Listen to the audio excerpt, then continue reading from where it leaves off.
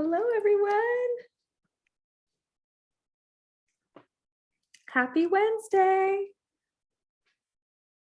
Hello. Feel free to unmute yourself and say hi. We have a few minutes and we'll wait for a little bit to have more people join. If anyone wants to say hi to our guest speaker, Dr. Joyce Show. Hello, hi. Just Joyce. Hello. Hi, Joyce. Hello. How are you doing, Elizabetta? And I see I'm lovely Carol there too. I'm outside in a garden, so I decided to stay outside for a little bit. Oh, that sounds nice. Are you in your home garden? But no, I left the house, Bianca's home, so in order to be a little peace. Thanks. How you doing? Good, good. Good. And we also have Rachel Kim. I want to give a shout out to Rachel. She's one of our interns. She's originally from South Korea, but she lives in the Fullerton area, so in LA County, Joyce. Hello. Hi, Rachel. Hi. Hi. Thanks for being here, everybody, and for all your help, Rachel. Great. Well, I'll go ahead and get started now and then add people as they come in. So thanks to everyone. Happy Wednesday. This is our 87th Lunch and Learn. I can't believe it. We started these as a way to stay connected during the pandemic, keeping everybody going each week and inspired, and just keeping all of us together and taking time to connect with one another. So a couple Zoom rules for those of you who are new. Please mute yourself when you're not speaking. We recommend speaker view for presentation. Video sharing is optional, though we'd love to see all your smiling faces. And please type all questions and comments into the chat. We will have a Q&A at the end where you can feel free to unmute yourself and ask any questions.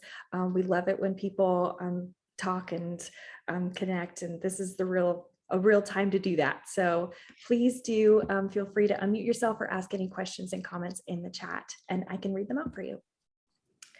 A quick update from Autism Tree. We're 19 years old. We were founded in 2003 for those of you who are new, and we are now heading into our 20th anniversary next year.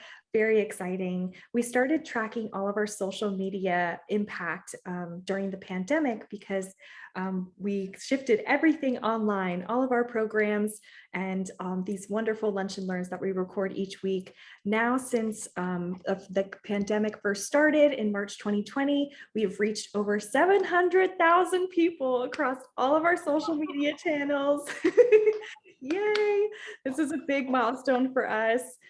We've recorded 86 of these lunch and learns. So we have every single lunch and learn is a different guest speaker, someone from our community.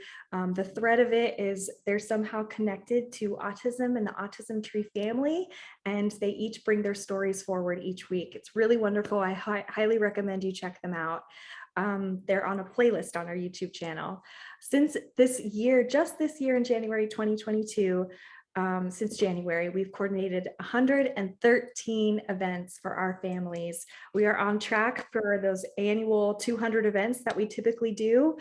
These are all family events, community-based events where our children with autism and their siblings and their parents all come together and do fun community events together. So we have 52 events right now, as of now, on our calendar that you can check out online.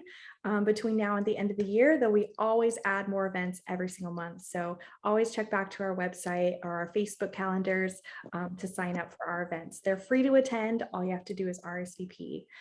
Like I mentioned, we have programs, and we actually have 19 programs that we pivoted virtually during the pandemic, and 11 are now back in person. So we are doing both. Some of those are hybrid as well. We realize the blessing of COVID is to reach people out of state and outside of San Diego County and across the US and even the world for people to join in. We have 463 videos on our YouTube channel. 403 of those were posted since March 12th. So we post every single week. Please subscribe today for more fun videos of our families, our program directors, our volunteers who post fun things for kids to do and families to do at home together during the summer. It's a great time. We've got a lot of ideas of activities on our YouTube channel. So subscribe today if you haven't. A special thank you to our Lunch and Learn sponsor, CalAble. We have done 3 incredible Lunch and Learns with the CalAble team. As of today, they're recorded on our YouTube channel. I highly recommend you check them out, learn what CalAble is. It is a financial savings and investment state program that helps you save money. It's tax-free. Anybody who is whose disability occurred under the age of 26 is eligible to open a CalAble account. You can visit their website, and I highly recommend you check out those recordings as well. It has more information. So without further ado, I'll pass it off to our executive director and founder, Dana, who will introduce our guest speaker today. Hi, everybody. It's so nice to be here with you and to celebrate just how much we've all accomplished since we started doing these Lunch and Learns before the schools even closed. And so I think today what really touches me is I don't know if I've ever quite met another mom like Dr. Show.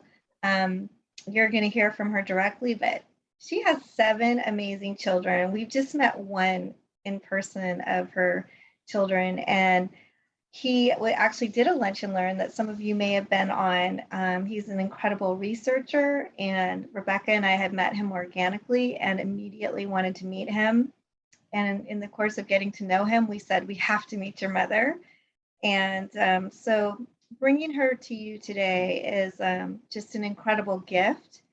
And I really can't say enough of how she inspires me as a mother every time I talk to her. And so I'm not going to take up too much time today other than to just say I feel deeply grateful to everyone who's here and to every Lunch and Learn that we've done to get us to where we are today. I always think that there's no accident each week who is our speaker. For some reason, there's a special reason why the speaker turns up when they do. And I really feel that each week. So I thank you, Dr. Show, for making time to be here today, and a big warm welcome from your ATPF family, which I know you already feel part of. I loved our pre-call, and just looking forward to learning more from you right now. Thank you. Well, I'm so grateful for this opportunity to get to talk to all of you, and thank you for that nice introduction, Dana. Yes, I'm a physician. I'm a board certified internist with a background in development and life coaching as well. And my mission is to put all that to work in my private practice in Glendale, which is dedicated to the mental and physical well-being of individuals with autism and other developmental disorders and their families. So, but first and foremost, I'm a mom. I have 7 children, and number 6 has nonverbal autism, dyspraxia, and very severe OCD. He's my beloved Peter. He's a psychology major at Cal Baptist online. And he's also a professional level life coach with specialties in student coaching, special credentials in health and wellness, life coaching, the first nonverbal person to earn an ICF, International Coaching Federation credential. And he is my, what I do without Peter in what I do. He works with me as a life coach, and he's the one who's really effective in relating to all the young people that I see in my practice with autism. So while I coach the parents, he's helping me to work together with the self-advocates as teams, coaching teams, to support the development of the individual, which is a lifelong process. So let me share my screen.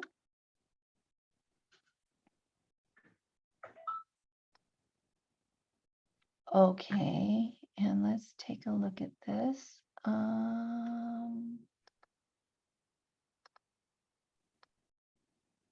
Looks great.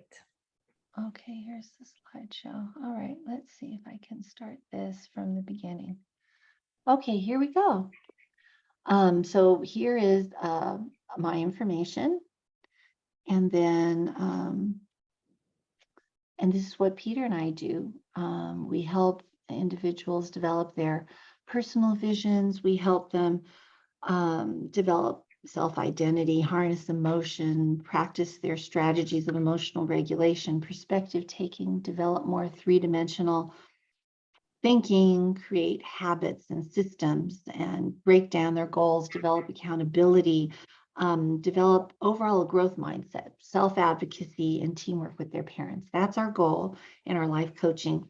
And we firmly believe in a holistic family approach, as parents play such an important role in their children's lives. And often one of the best ways to nurture the child really is to also nurture the parent. This is what we believe in. And here is our vendor number here and our service code. Our services, our life coaching services are vendored by the regional center under individual and family training, planning for person-centered planning and implementation.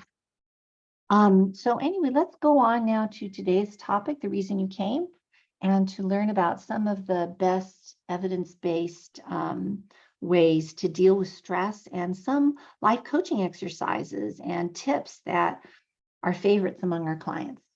So here we go. Life coaching takes a really holistic view of wellness. We don't just look at one part. Yes, there's the emotional part, there's the intellectual part, there's also the spiritual, the physical, the vocational or occupational, the relationship-based, the social, the environmental, financial, all of that is part of the person and part of the person's life. And so we create this wheel for our clients in terms of looking over when we're dealing with the topic of stress. We look over, try and get a global view first to get a realistic sense of the scope of both the challenges and the strengths in each of these areas. So we can work on finding patterns and ways to meet the challenges match the challenges with strengths, and learn what are the areas we can develop. So it's a step-by-step process, and it takes a holistic view. But for us, let's just go over some general principles. There's really two kinds of coping with stress, right? There's the problem-solving part, and then there's the emotional coping. And what really helps you is that I love this Serenity Prayer. It really helps you to choose which approach you're going to take. And usually it's a mixture. So God, grant me the serenity to accept the things I can change, the courage to change the things I can, and the wisdom to know the difference, to accept the things I cannot change, courage to change the things I can, and wisdom to know the difference. So let's go first. When you are thinking this and you really feel like there's a situation, there's a stressor here that you think falls into this, you're just praying for the courage to change the things you can. What is that like? Well, basically, when we go to this route with some of the problems, then what we want to create for the client is a shopping cart, right? We want a set of lists, somewhere where they can put all their problems. They don't have to carry them around everywhere.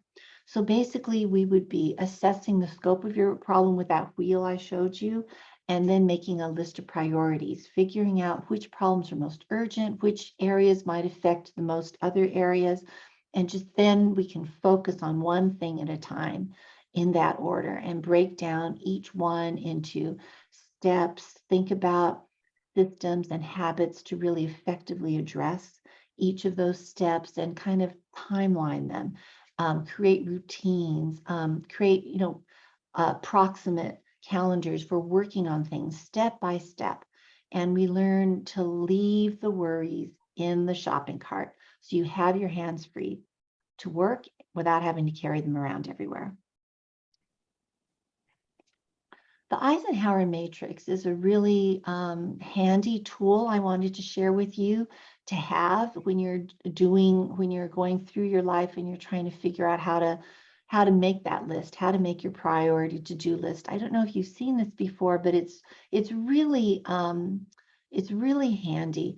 You think about problems in terms of how urgent are they versus not urgent, how important are they versus not really important.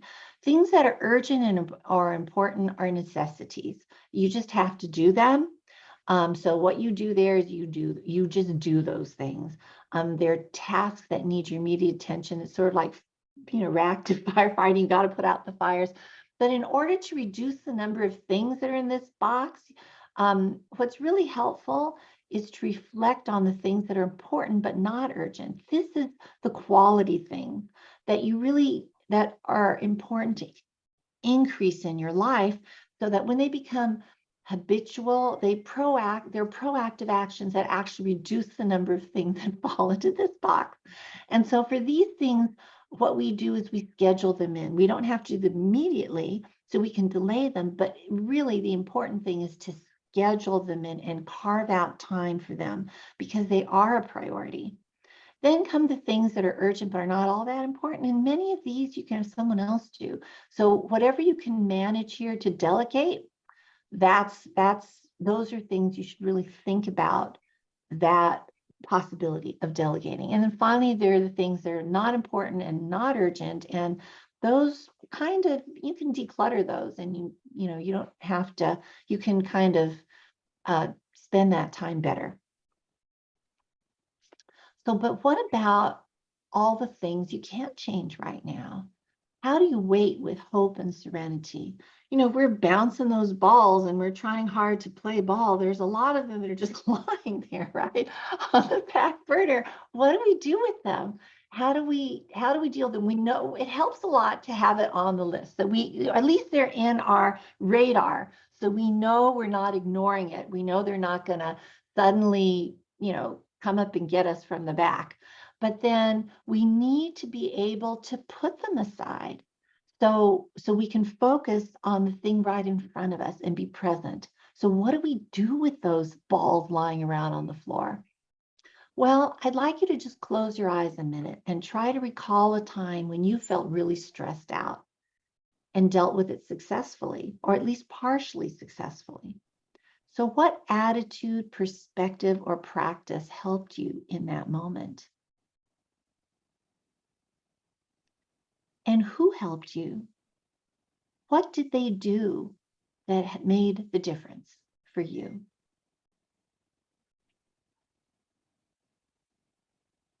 And ask yourself, what do you need most when you feel stressed out? I want you to mull over these questions. You can open your eyes again, take a look at the questions again, because at the end, hopefully we'll have time. And that's really my favorite part of these talks, to get a chance to learn from each other and hear what's worked for you. So when as a life coach, what do you do when a person presents with stress? What do you do? Well, I like to think about it in terms of zooming out and zooming in, and give yourself a little TLC and RAIN. Those are nice acronyms for what we do. So what is the TLC? That's the zooming out, when you're taking a bird's eye perspective. And it's really helpful when a person's feeling overwhelmed to do that. Actually, first we go to the RAIN and then we go to the TLC, but I'll handle the TLC one first for these purposes. And TLC stands for temporary, local, and control. And so T, you remind yourself that whatever's going on, whatever crazy thing is happening, it is temporary, because all things pass and all things change. No matter what season your child is in right now, it will pass. Your child will grow. Your child will change. So remind yourself, this is temporary. Then remember that whatever has happened, whatever situation, it's local. Our minds tend to get loose and go crazy and catastrophize and think everything is bad and it's all or nothing. And if this went wrong, it must mean that there's something wrong with me or that I can't do it, right? But no, remember that problems are almost always local. They have a perimeter around them, and rarely is the situation truly all or nothing. You can keep a growth mindset, remembering that every problem is a circumscribed one, that it's an opportunity to grow, to learn something.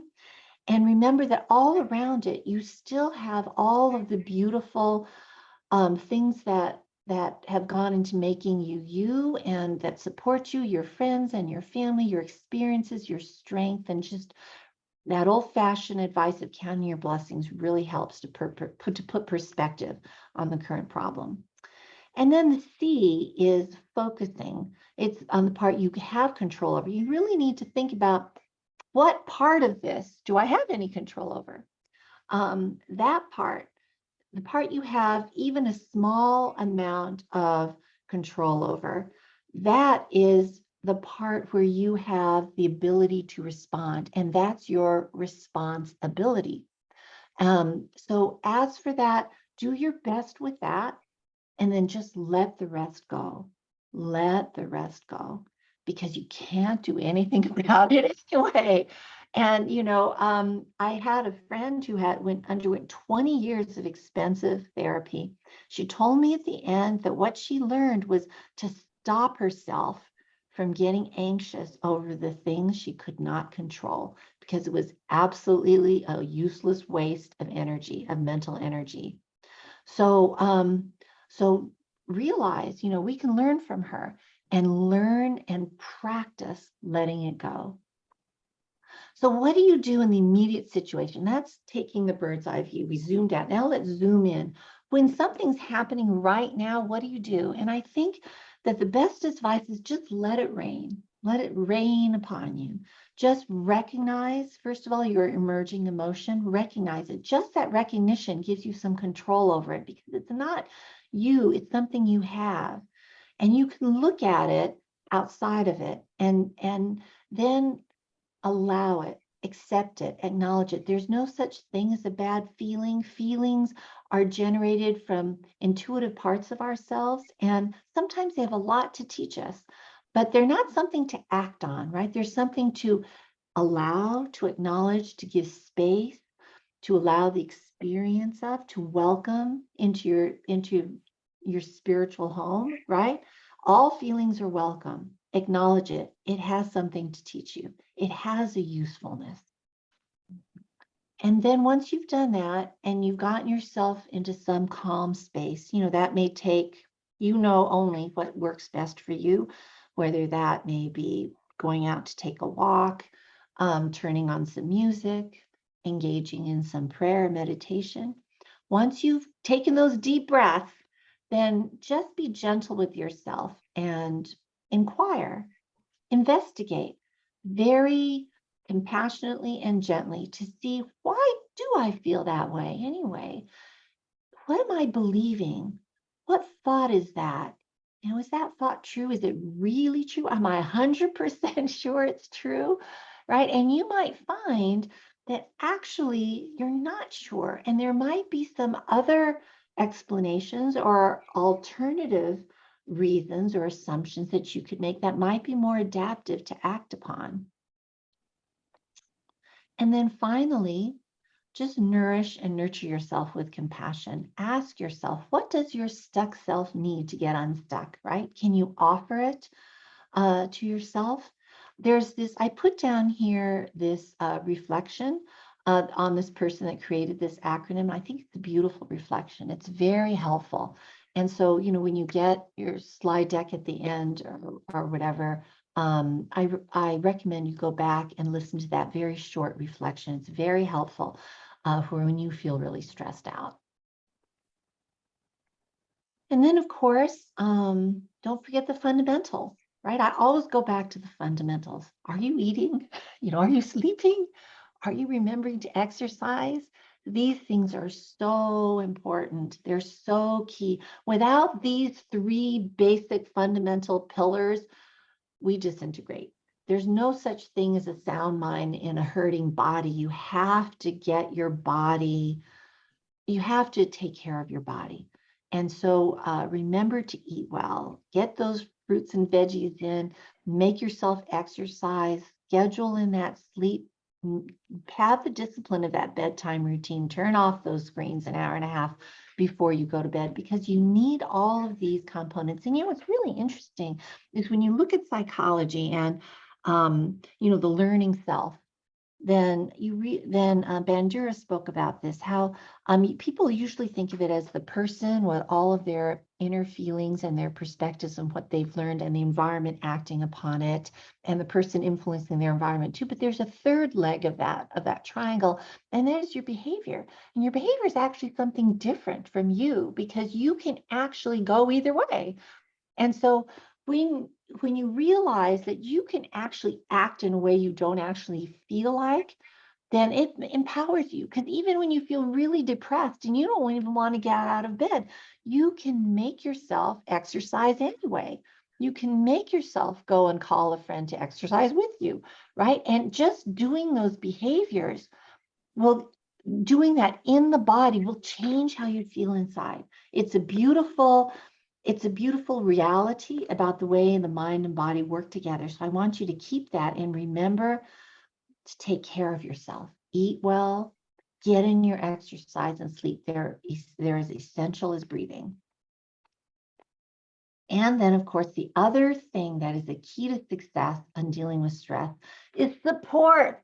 That is so big. And if you look at almost any area of psychology, what results in the best and most effective interventions are the level of social support. So go out and make the effort to build and nurture your social supports, and then they'll be there for when you need to reach out to them. And do reach out to them, because people need to give as well as to take. So don't feel bad about asking for help. You're helping the other person, really, because everyone loves to give. So do reach out to your social supports. And then consider, of course, what you love to do, right? And work into that schedule regular time to do it. You might find you do fewer things that were on your priority list, but you'll do more in the long run when you give yourself the time to give your soul what it needs. And for many people, it's the arts, right? Many people love the visual arts, or making music, dancing, arts and crafts. Carol is big on that, and that is so much fun. That's good for everybody. It gives everyone a sense of satisfaction. My son loves reading and writing. For him, writing poetry, journaling is a key part of his emotional health. My husband, he loves to garden. He is always out there in his boots and watering can. He is gardening all the time. He gives him great joy to see his little green children pop out of the earth. So whatever it is you love to do, explore it, and explore it with your child. Give them a chance to discover what works for them. I had to put in this slide just because it's my son's favorite thing to do it the right way. Research has shown that writing about one's stresses and one's traumatic experiences can lessen the experience of them, improve immune functioning, foster health and well-being, releasing the stress and anxiety that you get and are associated with just trying to keep them all inside and keeping those painful feelings out of conscious awareness. Instead, write them down. And then it helps you sort out, understand, and process, and put the experience into perspective and into the past. Research on PTSD have shown, post-traumatic stress disorder, have shown that writing is an outstanding tool to deal and reprocess stress.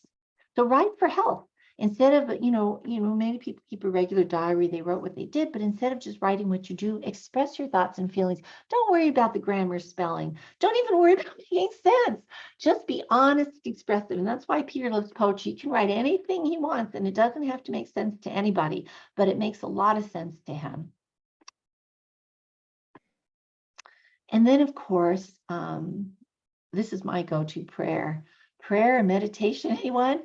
Studies have shown that a mere 20 minutes a day, just for 4 days, can show improvements on tests for cognition and working memory. It's very powerful. The faster the world becomes, the more we need to slow down. So a beautiful habit to create for you and your child that you can do together is find a time every day, maybe before bed, choose a quiet place, find a comfortable seating position, the back straight, and don't let anyone disturb you for 10 or 30 minutes, and do your prayer and meditation. What is that, you might ask?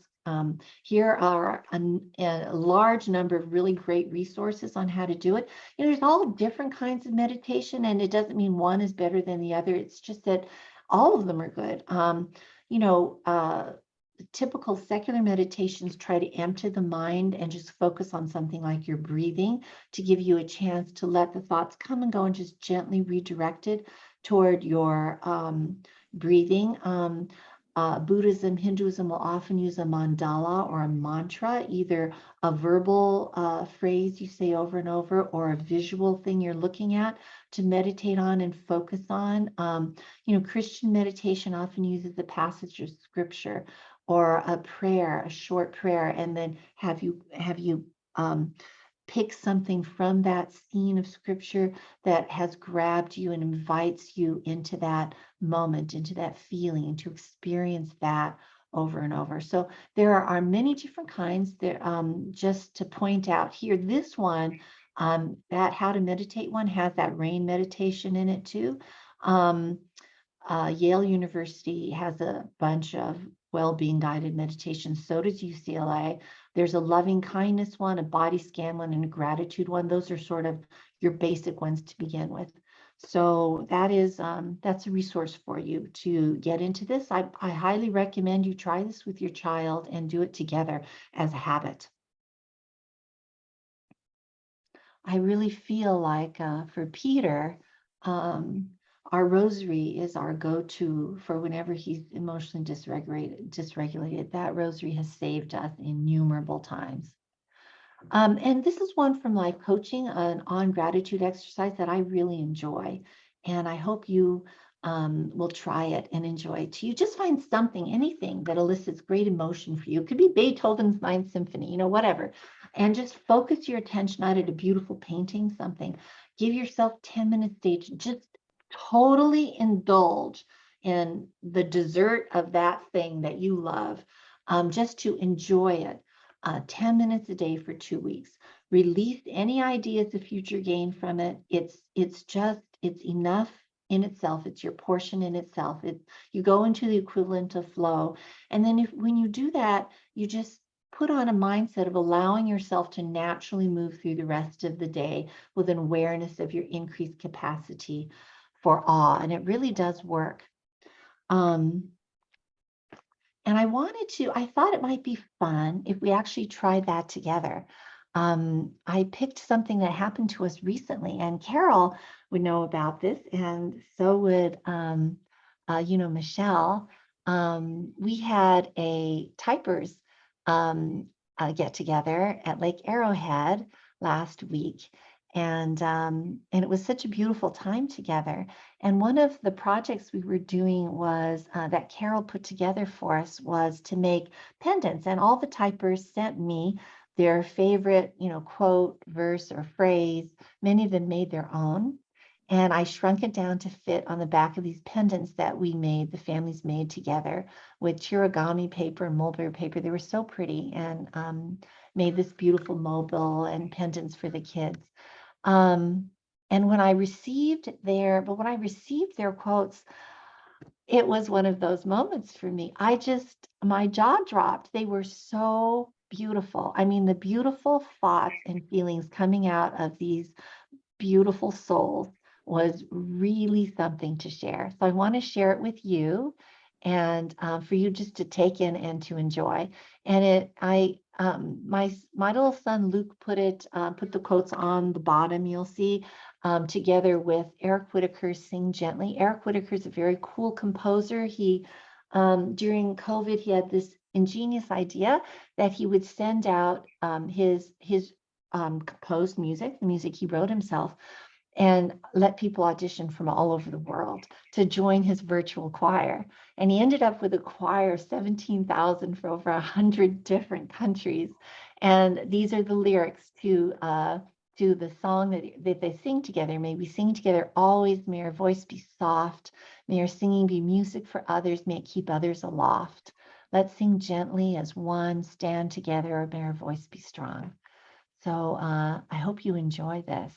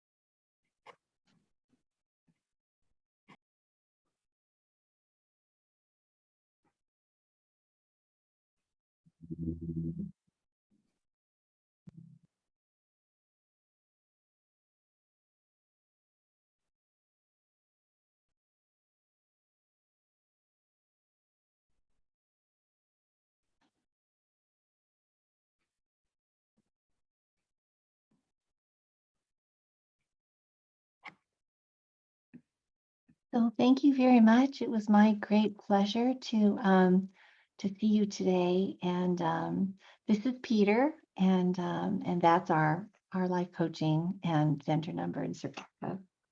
So any questions? Thank you, Joyce. This was amazing. It's just what I needed today. And I hope everybody else, I think they can agree too. Raise your hand if you loved what Joyce just said. I love it. Okay, if you have any questions, you can type it in the chat or unmute yourself. Kathy, I saw that you had a question first. Kathy Scott, would you like to unmute yourself? No, you just asked to raise hand and I just did the raise hand. Raise hand if it was helpful. That's all. No question. Wonderful. Linda Jo, you can go ahead. Any questions? Oh, no, I was just raising my hand because I thought it was a very good seminar, and I got a lot out of it, especially the part when you said eat right, sleep right, and exercise. So thank you very much. Well, the benefits for exercise are huge and too many to count and too many to list, but it is so great for your mental health. We're truly designed to move. So I encourage you in making that a habit and a priority. Okay, thank you very much. Because sometimes I forget, because I take care of my grandson with autism during the day, and sometimes I forget to do that and forget to make time to do that. So thank you very much. It's nice. That's one of the things you can try and find time to do together. Taking walks together or dancing or I have to put in a plug, Peter and I love ballroom dancing, and that's a great thing you can do with your child. There you go, Eric. I love that. I love that, Mrs. Weber. That's perfect. Yes, definitely. I love it. Kathy did request that to see the first slide in your presentation, Joyce. Can you put that back up on the screen with all of your information? Yes, I'm going to share again. Wonderful. I got to give a shout out. We have one of our board members here today, Alex Tacone. Hi. Do you have any words you want to share with Joyce? Oh, I loved it, Joyce. Thank you so much. I needed that today so badly because, as a mother, as you know, 6 or 7, I'm sorry, I don't know, that's a lot. I have 2, but a lot in my plate. And it was so nice to hear all the reminders about taking care of yourself first so that you can take care of others, and, the exercise, the eating right. But also how you said that sometimes our mind goes to like all this like emergencies and things that need to be done now. And just reminders that not everything is an emergency. We don't have to react to everything. So I loved your entire presentation. What beautiful at the end. What a beautiful video. And I just loved everything about it. Thank you so much. Well, I often say that what encourages me most with Peter is Peter, and when I see the children being able to express what's deep in their heart, and what they express is so breathtakingly beautiful. It's the most encouraging, isn't it? Yeah. Definitely. Thank you, Joyce. Thank you, Alex, for joining today. Wonderful. And I'll include all of these slides from Joyce's presentation. I'll send it out in an email to everyone who registered, so you can flip through those again. And anytime you're having a stressful day, that I'm going to refer back to it often. I would like to ask, if there are no more questions, if anyone would like to share from this list of questions that I had given you earlier. I know there hasn't been much time to think about it, but if you have anything to share, please do. Open it up. Anyone, you can feel free to unmute yourself too. See a lot of moms on here. Hi, Tamar. Hi. Can I chime in? Absolutely. Okay. Well, a lot of times, what I've been going through a coaching program, personal development coaching program, and what I'm finding is a lot of times I'm stressed out because at that moment maybe I feel like I don't have enough time. So sometimes we have these limiting conversations in the back of our mind. We don't even realize it's there. And so we're actually stressed. So what I'm learning is not to be so reactive. You know, sometimes my daughter having autism, she's highly functioning, and she's 16 and she wants things done a certain way. So I have to be patient, just remind myself, you know, she has her way of doing things and I don't have to react to it. And so just taking a moment and just breathing, that seems to be when I'm most successful. But when I react to everything, then that's when everything goes downhill. So just taking a moment and not to react to everything. What great experience to share. Can I ask you, what do you do with those feelings afterwards? Once the moment has passed and say you've managed not to act on your immediate emotions, what do you do with those emotions? I give myself a pat on the back, because I'm in a coaching program right now. So every morning I have to post my intentions and my limiting conversations. So that morning I could feel like, oh, I'm not enough, or I don't matter, or I'm on my own. So I've been taught that if you can say it and accept it, then you can manage it. So at the end of the day, I write my wins in a virtual journal.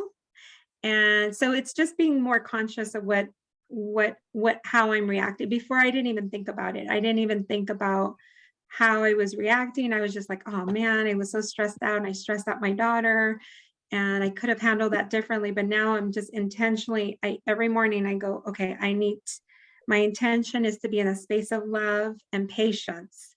So I have to, it's a lot of being conscious of how I'm feeling at that moment, and being very, very careful not to throw my own anxieties on my daughter. So it's not going through the day being reactive, really having an intention, and where's your focus on the day.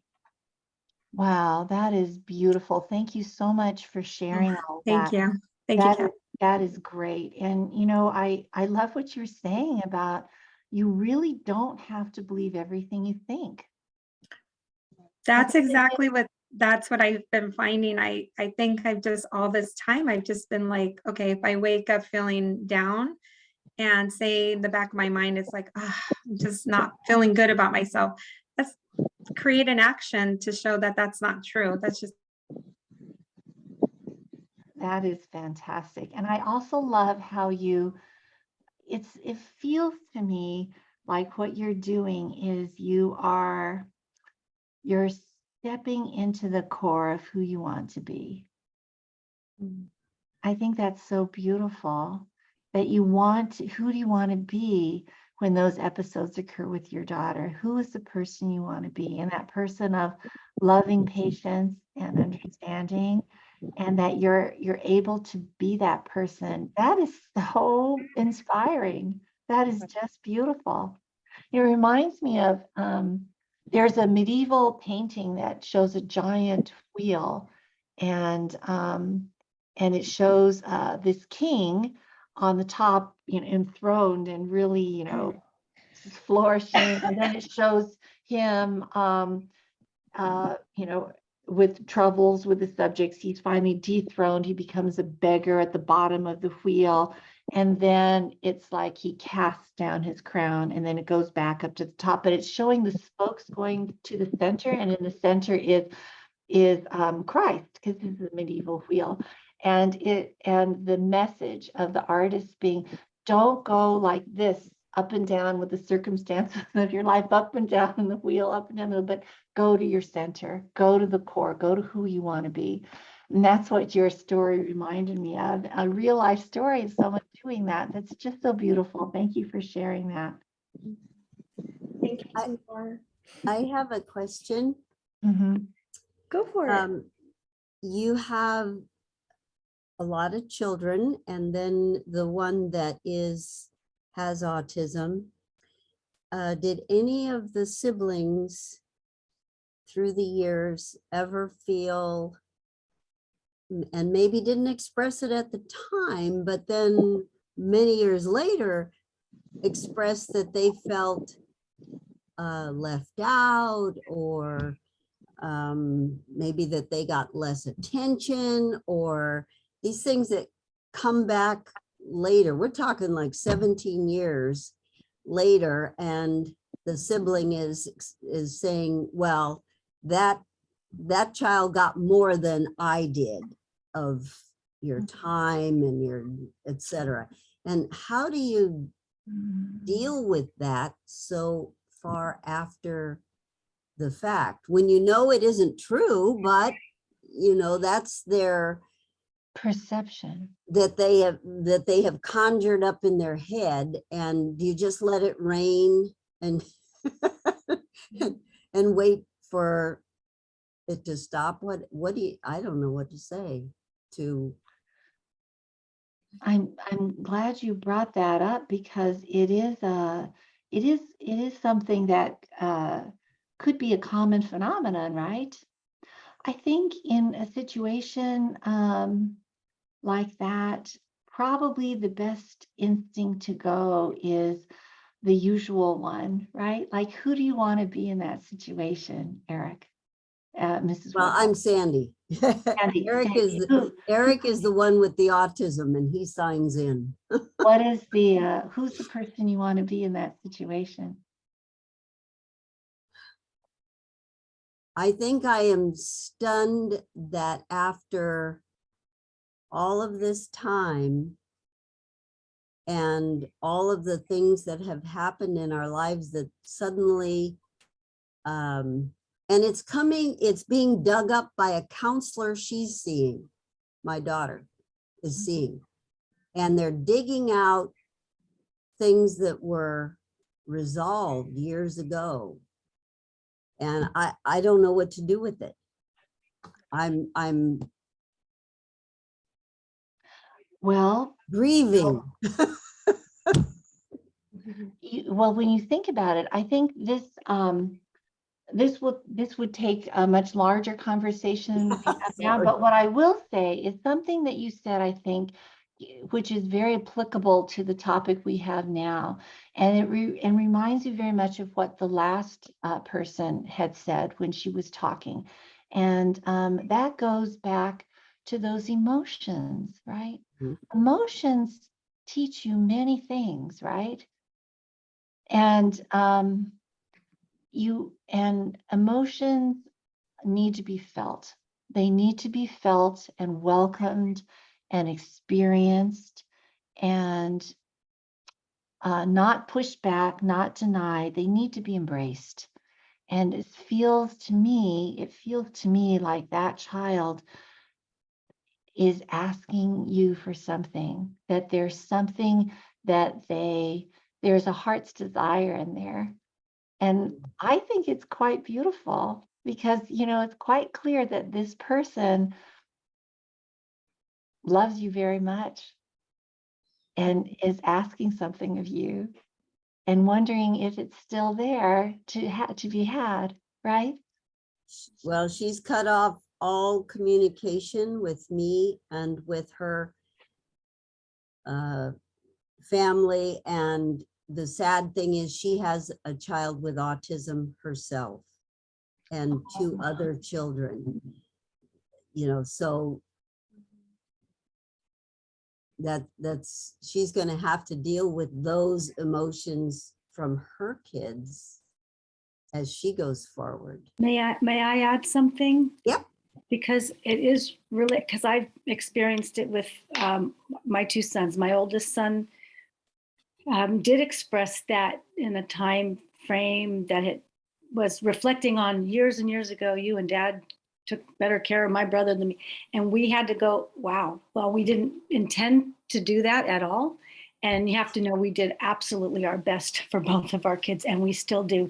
But what we did, and it's kind of like what Joyce was, I think, talking about at the beginning right here, we acknowledged that that's how he felt. And we apologized for him to have gone through that hurt and those feelings, because they were real feelings. That's his perspective. He could look at something and see it, that it wasn't what we thought was going on, but he felt it, he experienced it. We had to honor that. We had to apologize to him. We had to convince him again, or just reassure him how much he is loved and has always been loved. And I tell you, we're doing this training today, and it's kind of like what you said at the very, very beginning. Things just kind of happen. This is a very, very stressful day for me. I won't say more than that. But the son, that's the older one that told me about that, he just texted me a picture that was so sweet and calming. He's not even in this country right now. He has no idea what I'm doing. He has no idea of the stress that's going on. But because we heard what he said and we were sorry, even though we never meant for him to feel that he wasn't getting equal care or whatever, or that the other brother got more attention. We don't think that it was that way, but we honored what he said. We apologized. We convinced him how much, or tried to convince him how much he's always been loved, and then just tried to move forward. So I hope that that will be in your case too, just somehow the repair of that, and then that moving forward so that it can be resolved. I just hope that for you. Thank you. You're welcome.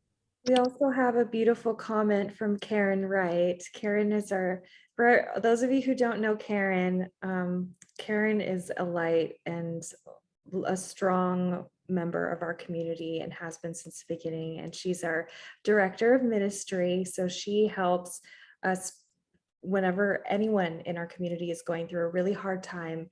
She reaches out to them and prays with them. It doesn't matter what your religion is. It doesn't matter your background and your experience. She will reach out to you and be there for you as a prayer warrior. She says, forgiveness is key and constant prayer. Have your heart ready to love on your daughter when she returns, because she will. So lots of love to you, Sandy. Sandy, I wanted to say something too, that Rebecca, I don't know why only you're on the screen.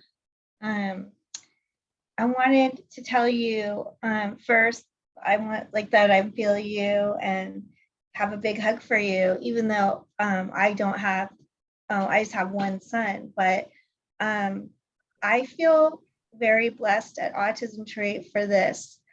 We're turning 20 years old, and there is always this constant thread that I feel grateful for, and it's the theme of siblings. It's always been there. And there's no accident that this is coming up today. And it speaks to me because I have been working for quite a few years on doing a siblings panel at our neuroscience conference. So our neuroscience conference is almost like 10 years old, and it took 2 years to do the first one. And so I'm bringing it up because we have had Walt Susskind on a Lunch and Learn 2 times. So if you guys have a chance and you really want to hear a sibling perspective, he has dedicated himself to this. It's not how he makes a living, it's his heart. And he really shares with love the weight he feels from being a sibling. And he goes like all the way back to how everyone just thought he was such a capable young boy, and his parents he didn't ask them to walk him into school like all the other kids when he was in elementary school. And I won't go further because it's his story, but he has come on once a year. We've had him on, and he started Sib Strong. And I've been working for years on having him and 2 other siblings come on who actually happen to be both doctors, and they're both autism researchers, and they're married, if you can believe that. One's from Italy. He has 2 twin brothers who live in a group home in Tuscany. His name's Dr. Vivante. He's an autism researcher at Drexel University. And then his wife, Heather Nosk, is from Australia. She has a sibling with autism. So I just not only want to give you a very big hug, and also just be so grateful for Dr. Show's way that she just lights up, and I think gives us all love and encouragement in some way that we all feel and kind of embrace and need so deeply. So thank you, Dr. Show. But what I want to say to you is this has always been a very important topic at Autism Tree. And when I say topic, it doesn't feel right. It's not right. What I mean is that that's why we do everything, like try to get the family unit as much as possible. I understand your kids are grown and all that, but I'm just saying that we always have wanted, and Karen Wright actually is at the epicenter of that. When she did the Wright family picnic, it sort of like was a pivot, because it was the first time all the families came out. Before that, I was dealing with the families on the phone and then having parent mentor program. Well, when Karen Wright did the family picnic, I was seeing the whole family, and it was like, this is what we need to be doing. And you'll see all those events Rebecca spoke about us doing, they're meant to be for the whole family. We want to keep the family unit together. And that's what Dr. Show was talking to Rebecca and I about with all her 7 kids, of how important her family unit being around her is. And that just spoke to me, Dr. Show, because I literally just put Garrett on an airplane and have realized he's been living on the East Coast since 2018. So I really admire moms that can keep their family really tight. I think we do a good job being, as much as we can, being bi-postal, but I think the real message here is that we're all together right now. And Autism Tree really is one big family. And Sandy, I really am grateful every time I see you and everybody, but seeing you today on the Lunch and Learn and being so, open about what you're going through. I welcome you to always be doing that. And I think all of us was touched by it in different ways and very important ways. And that's just why I wanted to share and validate to you. Thank you for bringing this up. Yes, Sandy, it's really true. Thank you for bringing that up. And you see, with Sandy and Cindy and Alex and Dana and all their comments, this is why I say my favorite part of any of these talks is always at the end, because I learned so much from all of you.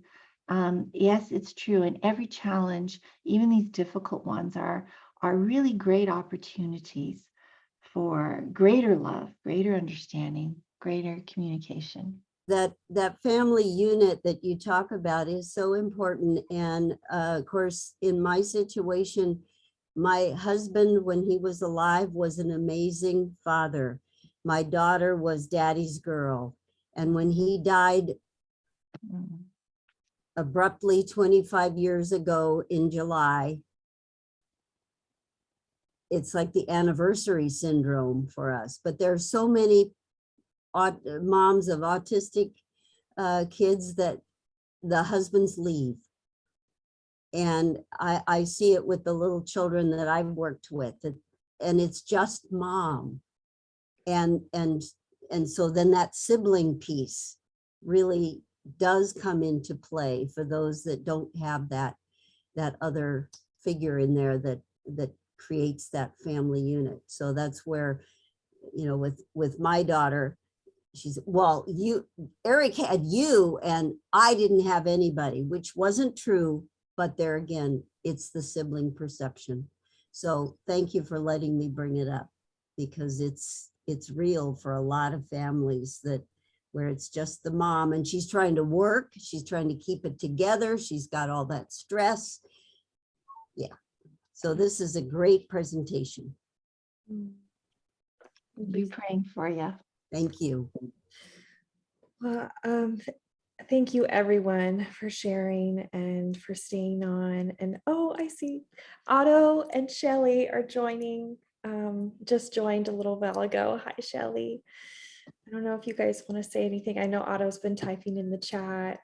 He said, let's see. I'm so happy you are here with us, Joyce. Shout out to all the trans. Otto just said, thanks for the midweek boost. I love it. Thank you, everyone. I'd love to do a group picture before we go.